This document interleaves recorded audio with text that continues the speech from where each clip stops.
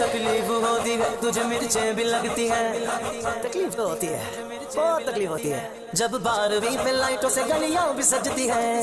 تجھ سے اور جنت سے کیا مطلب وہاں بھی دور ہو، ہر خارجی فسادی وطن سے بھگائیں گے، کیونکہ ان کا ٹائم اب پورا ہو گیا ہے۔ اندھے نجدی، ہاں اندھے نجدی دیکھ لے، اندھے نجدی دیکھ لے، گندے نجدی دیکھ لے، قدرت رسول بسار تیری چہل پہل پر ہزاروں عیدیں ربیع الاول، سوائے ابلیس کے جہاں میں سبھی تو خوشیاں منا رہے ہیں۔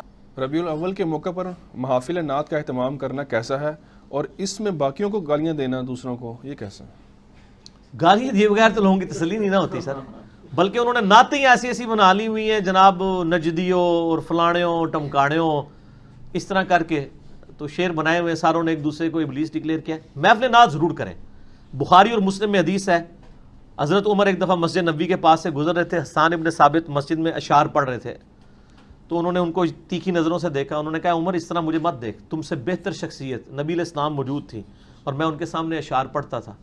تو حضرت عمر نے کہا گواہ لاؤ، انہوں نے کہا حضرت ابو ہریرہ سے پوچھیں۔ حضرت ابو ہریرہ نے کہا امیر المومنین نبی علیہ السلام کے لیے نعت پڑھتے تھے حضرت حسان ابن ثابت، اور حضور نے دعا کی تھی صلی اللہ علیہ وآلہ وسلم، اے اللہ روح قدس کے ذریعے حسان کی مدد فرما۔ اور بخاری مسلم میں الفاظ ہیں کہ حسان کے شعروں سے ایسی تکلیف ہوتی ہے مشرکین کو جو تیروں سے بھی نہیں ہوتی، کیونکہ وہ شاعری بڑی یعنی اس وقت مانی جاتی تھی نا، شاعر یعنی وہ عربی باقیوں کو اجمی کہتے تھے، گونگا، وہ یعنی وہ کہتے تھے ہماری جیسی لمبی زبان ہی کسی کی نہیں ہے۔ اللہ نے پھر تھوڑی زبانیں مند کی نا قرآن نازل کر کے، بڑے بڑے شعراء نے اپنے کلام پھاڑ دیتے کہ یار ایت زبان ہی کچھ اور ہے، اس لیے یہ معجزہ نازل ہوا تھا، ان کا غرور توڑا۔ موسیٰ علیہ السلام کے زمانے میں جادو کا زور تھا، ان کے جادو کا غرور توڑا عصا کے ذریعے۔ عیسیٰ علیہ السلام کے زمانے میں طب اور ڈاکٹری کا عروج تھا، ان کا مردہ زندہ کر دیا، لے آؤ گیا ڈاکٹر مردہ زندہ کر دے، تو اللہ نے غرور توڑے ہوئے۔ تو اس طرح کی محفل نعت کریں۔ مسلم شریف میں اوپر تلے 10 حدیثیں ہیں، وہ نعتیہ اشعار بھی موجود ہیں جو حسان ابن ثابت نے پڑھی تھی، وہ جو اردو ترجمہ ہے میرے آقا میرے مولا محمد رسول اللہ، ہمارے شعیب بھائی نے بھی وہ پڑھی ہوئی، ہم نے اپلوڈ بھی کی ہوئی ہے۔ تو نعتیں پڑھیں، لیکن نعتوں میں ایک دوسرے کو گالیاں نہ نکالیں۔ یہاں تو میلاد کے جلسوں کے اندر بھی ایک دوسرے کو نیچا کر رہے ہوتے ہیں، نبی علیہ السلام کی عظمت بیان کریں سر، آپ ایک دوسرے کو گالیاں نہ نکالیں، چھوڑ دیں۔ شرکی اشعار نہیں اٹھے، نہیں سنیں، اس کے بعد جب پڑھ کے جب محفل برخاست ہو تو ان کو بتا دے کہ یہ شرکی اشعار تھے۔ اٹھنے سے تو آپ نے اگر اس حالت میں اٹھے لال رومال کے ساتھ تو ہو سکتا ہے آپ بہت زیادہ ہی اٹھ جائیں، یعنی اللہ کے پاس ہی پہنچ جائے شہادت کے درجے پہ۔ کیا بغیر ثواب کی نیت کے میلاد شریف کروانا بھی بدعت شمار ہوگا؟ یہ تو اہل حدیثوں کو جواب دینا چاہیے نا، جنہوں نے یہ نیتیں بنائی ہوئی ہیں کہ جی ہم یکجہتی کشمیر ریلی اور جناب اہل حدیث کانفرنس بغیر اور ختم بخاری کانفرنس بغیر ثواب کی نیت کے کرتے ہیں، یہ بدعت نہیں ہے۔ انہوں نے ڈیفینیشن ہی بدعت کی غلط کی ہے۔ دین میں جو چیز داخل ہوگی نا، چاہے ثواب کی نیت سے ہوئی ہے یا بغیر ثواب کے، وہ بدعت ہی ہوگی۔ تو محفل میلاد تو ویسے ہی اس پہ اجماع امت ہو چکے ہیں نا، محفل میلاد کروائیں نا، جس میں آپ نبی علیہ السلام کی احادیث بیان کریں، ان کی تعلیمات بیان کریں، باقی اپنے اپنے فرقوں کی تعلیمات نہیں، تو وہ تو میں نے بتایا اجماع امت ہو چکے ہیں، وہ ضرور کروائیں۔ باقی جو اس سے مروجہ اگر آپ میلاد مراد لے رہے ہیں جو لوگ کرواتے ہیں، عورتوں مردوں کا اختلاط ہوتا ہے، شرکیہ نعتیں پڑھی جاتی ہیں اور ایک دوسرے کو نیچے دکھایا جاتا ہے، وہ تو ظاہر ہے اس کی اجازت تو نہیں ہوگی۔ میلاد کے پروگرام کریں، جس طرح ہم نے بھی آج محفل میلاد ہی کر رہے ہیں نا سر۔ گانوں کی طرز پر نعتیں پڑھنا اور ساری رات لوگوں کو تنگ کرنا کیا ثواب کا کام ہے؟ جب سپیکر بہت ہی بلند ہو اور جو آپ اکثر ایک دو بار شعر پڑھا آپ نے، وہ بھی اکثر وہ اتنے عجیب انداز سے پیش کر کیا، یہ غلط ہے۔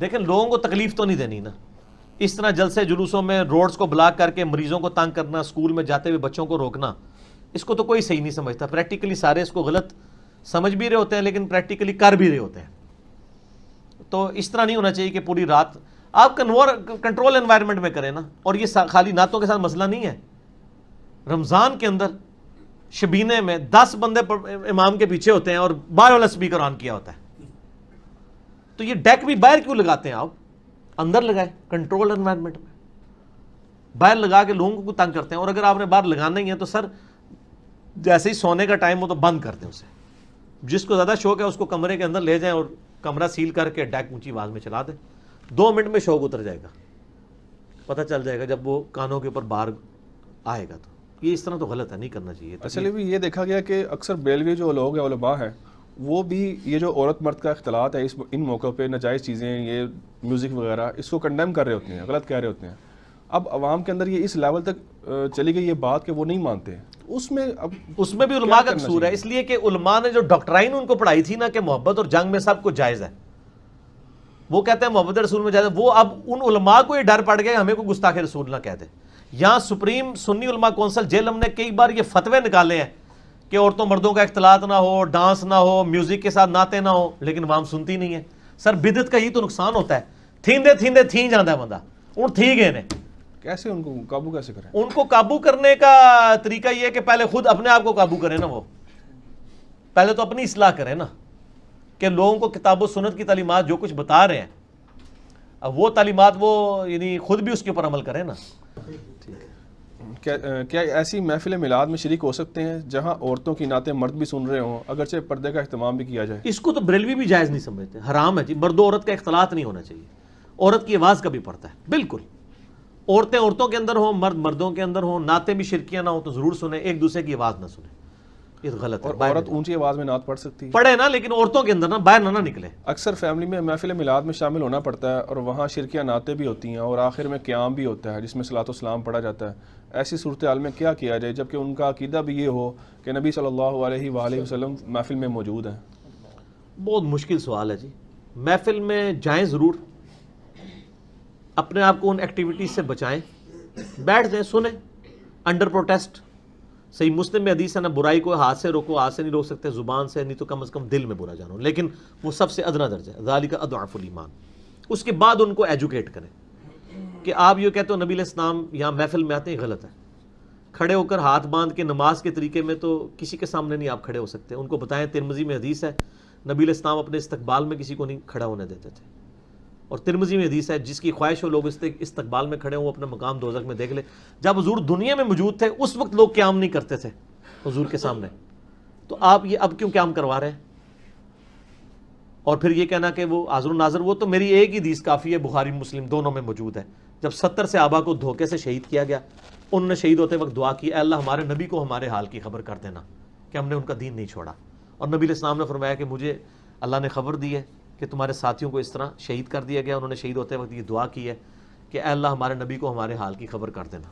اس میں 3 مسئلے ایک حدیث میں کلیئر ہیں۔ اللہم بلغ عنا نبینا انا قد لقینک فرضینا عنک ورضیت عنا، ہم تجھ سے راضی، تو ہم سے راضی اس حال میں۔ اس میں مسئلہ علم غیب بھی کلیئر ہوا، انہوں نے اللہ کو کہا کہ ہمارے نبی کی حال کی خبر کرو۔ حاضر و ناظر بھی کلیئر ہوا، اگر حضور وہاں موجود ہوتے تو کہتے یا رسول اللہ انظر حالنا، ٹھیک ہو گیا، حاضر و ناظر بھی کلیئر ہو گیا، علم غیب بھی کلیئر ہو گیا، اور استانت یا رسول اللہ مدد نہیں انہوں نے کہا، انہوں نے اللہ سے مدد مانگی کہ ہمارے نبی تک ہمارا پیغام پہنچا دے۔ 3 مسئلے ایک حدیث میں حل ہیں، ٹھیک ہے، باقی میرے آپ ڈیٹیل لیکچر دیکھ لیں، تو ایجوکیٹ کریں۔ میلاد پر کعبہ اور روضہ شریف کے ماڈل بنا کر ان کے سامنے دعا کرنا، ویڈیو بنوانا جبکہ عورتیں بھی وہاں موجود ہوں اور وہ مرد و زن کا اختلاط وہاں پہ، یہ تو یعنی سارے غلط کہتے ہیں لیکن اب قابو سے باہر ہو چکے ہیں۔ آپ صرف ایجوکیٹ کریں، جس طرح میں نے آپ کو ایجوکیٹ کیا، اس پہ میں پہلے بھی آلریڈی بول چکا ہوں۔